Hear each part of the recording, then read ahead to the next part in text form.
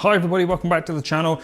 Just a little quick video here. I was searching around for the high fat cream, 50% fat content cream here in Alberta. It's really difficult to get hold of. It's incredibly expensive. And a quick Google search tells me that everyone wants to add butter to lower fat cream to make a higher fat cream. That's not right. So let's talk about why.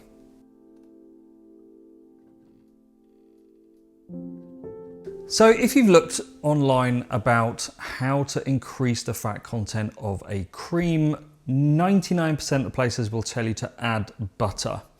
Now, whilst cream contains butter fat, milk and cream products and butter products, they are essentially combined milk fat and water with some protein.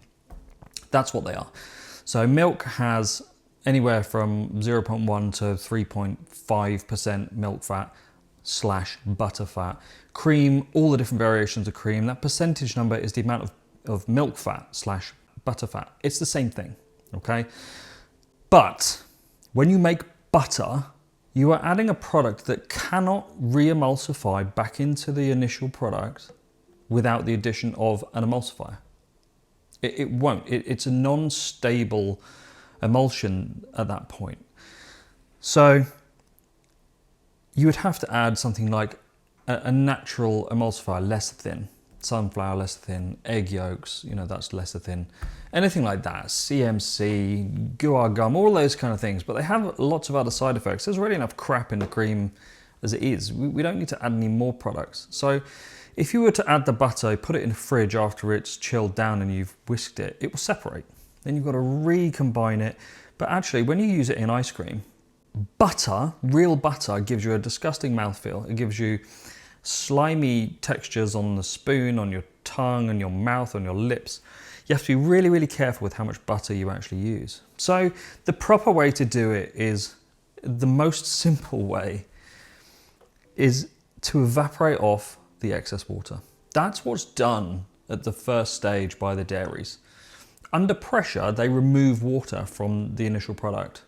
They take the raw milk and that excess water is evaporated off to create a higher fat percentage. And at the different stages, they withdraw that product to create your 3% cream, 5% cream, 10% cream, 18s, blah, blah, blah. That's what they do. So here we have 33% cream. So I'm doing some recipes for a company back in London. It's a startup there. It's a really exciting kind of thing. We've got some great recipes we're working on together. If you're interested and that's something that you want to do, you want to start an ice cream business, head over to our website, polarizecreamery.com, and you can employ our services to create all your random custom recipes for your customers to make sure that they're as good as they can possibly be. Anyway, little plug over. I need 50% cream. Double cream, because that's what people use over in England. I'm not going to go out and spend $15 on 250 milliliters of high-fat cream from a random dairy here. So I simply took this and turned it into 50% fat content cream. And this is how I did it. The first thing you're going to do is weigh out the cream, because there's an actual scientific mathematical calculation that you need to do. I will put on the screen here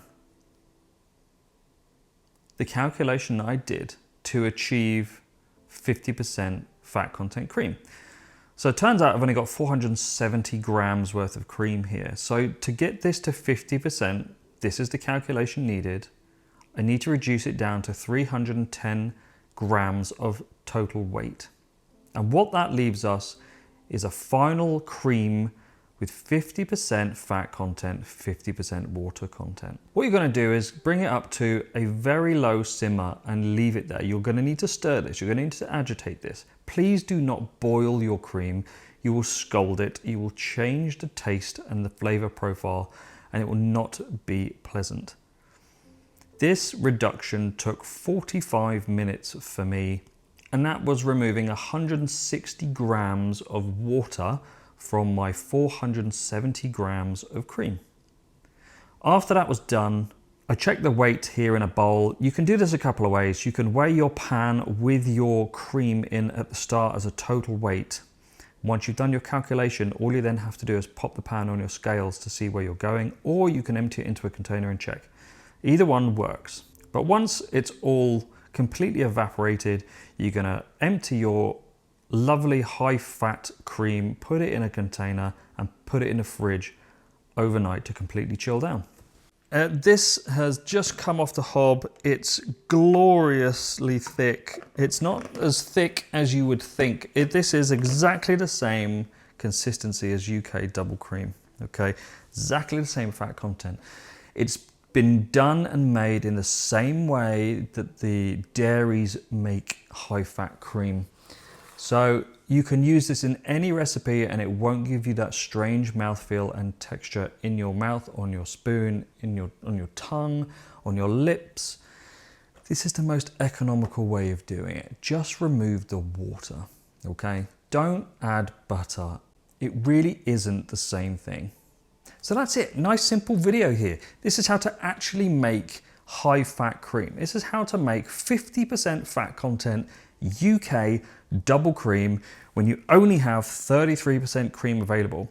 This stands for any cream that you have. If you're in the US and you've got your 36%, I've been told that you can get 40% heavy whipping cream over there. So that's much less water to evaporate off to increase your fat content to 50%. That's really, really nice. You could technically do this with anything. You could do this with milk if you wanted to. You could put your high fat milk, 3.5% full fat milk, in a pan and reduce it. You'd need a lot of milk to get your 50% cream, but you could do it. So there you go, a nice little scientific way of how to correctly achieve high fat UK double cream if you don't have it available. This will work with any cream that you've got, whether it's pasteurized, ultra pasteurized, doesn't make any difference. Remove the water, you'll be a happy bunny. Anyway, thanks very much for watching. Don't forget to like and subscribe, and I'll see you next time with my big fat 50% cream ice cream belly.